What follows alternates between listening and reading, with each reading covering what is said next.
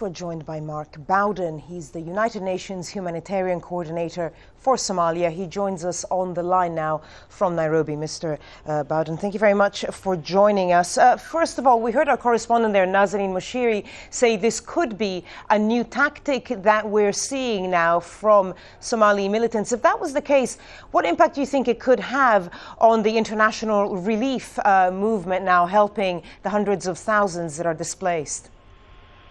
Well, I think it clearly can have a very serious effect. But we did have these tactics 2 or 3 years ago when there was a high rate of kidnapping of humanitarian workers. And it would be very sad if we went back into that situation again, because clearly it makes humanitarian operations very difficult, but also it makes it particularly difficult to ensure the distribution of assistance into areas where it's needed. From what we understand now, Médecins Sans Frontières aren't releasing a lot of details, but from what we understand, these two women were traveling without security. Now, why is it that some agencies choose to operate without security when traveling across these lands?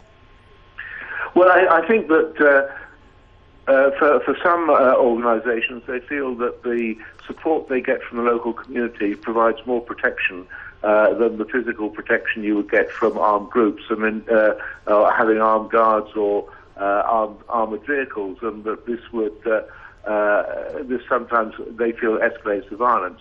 Sadly, that's not always the case, but it is important that the local communities do support and provide early warning to humanitarian organisations.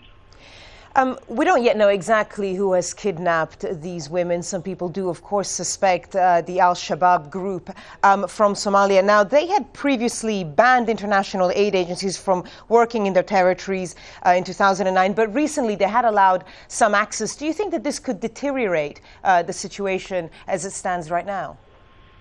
Well, no international actors are working in Shabab-held areas with international staff. Most of the work is being done through local staff members and local organisations. And for that reason, I hope that it wouldn't have as great an impact on those operations. And just on a final point, if you could give us an overview of the situation now. Obviously, there's been a huge drought in the Horn of Africa. Some of the autumn rains have started, but just paint a picture for us of the situation that hundreds of thousands of people are facing right now.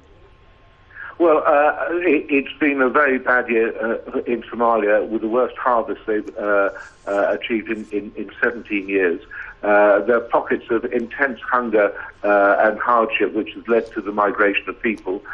Fortunately, we are beginning to increase the levels of assistance going into Somalia at the moment, but we need to make sure that we can increase our support far more rapidly than we are at the moment to stop even more hunger taking place, and to help stop the movement of people into Kenya and other countries in the region. Mark Bowden, United Nations Humanitarian Coordinator for Somalia, thank you very much for joining us.